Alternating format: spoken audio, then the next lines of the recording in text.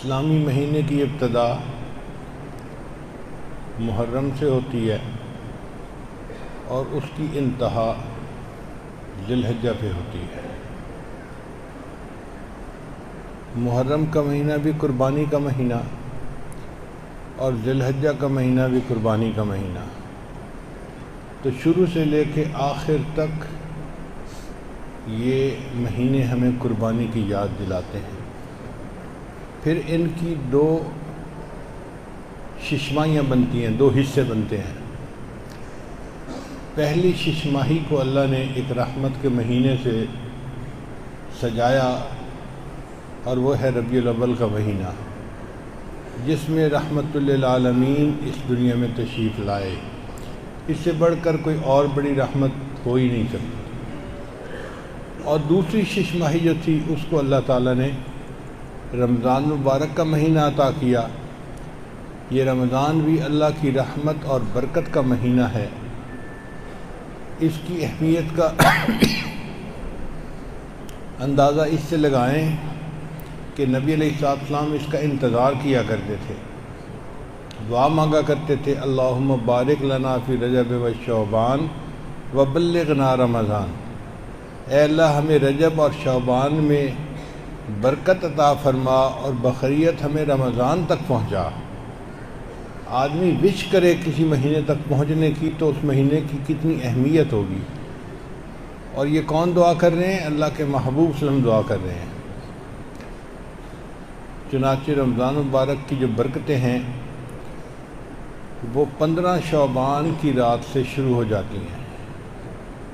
امام ربانی مجدد ثانی رحمۃ اللہ نے اس کو یوں سمجھایا ہے کہ سورج تو طلوع ہوتا ہے 7 بجے، میں مثال دے رہا ہوں، لیکن جو صبح صادق ہے نا وہ 4 بجے ہو جاتی ہے، اور 4 بجے کے بعد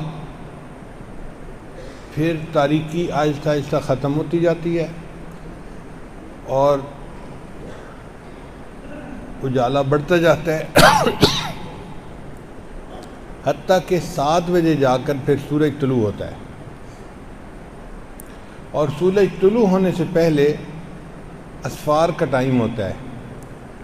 اسفار کے ٹائم میں اتنی روشنی ہو جاتی ہے کہ کئی مرتبہ بندہ دھوکے میں پڑ جاتا ہے، جی سورج طلوع ہوا ہے یا نہیں ہوا، ایسے لگتا ہے جیسے ہو ہی چکا۔ تو امام ربانی مجدد ثانی رحمۃ اللہ فرماتے ہیں کہ رحمتوں کے اس دن کی صبح صادق 15 شعبان سے شروع ہو جاتی ہے۔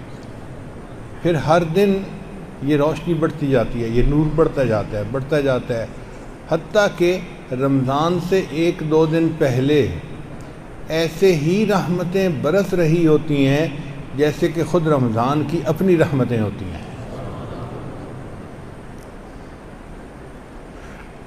دنیا کے ہر ملک میں بجٹ بنایا جاتا ہے۔ اس کا مطلب کیا ہوتا ہے کہ جی پورے سال کے اندر کیا کام طے پانے ہیں، اس کے لیے ہم اپنے فہرستیں بنائیں اور اس کے لیے رقم جو ہے وہ مخصوص کر دیں۔ دنیا میں چونکہ مال پیسے کی کمی ہوتی ہے، اس لیے لوگ تقسیم کرتے ہیں پیسے کو مختلف کاموں میں،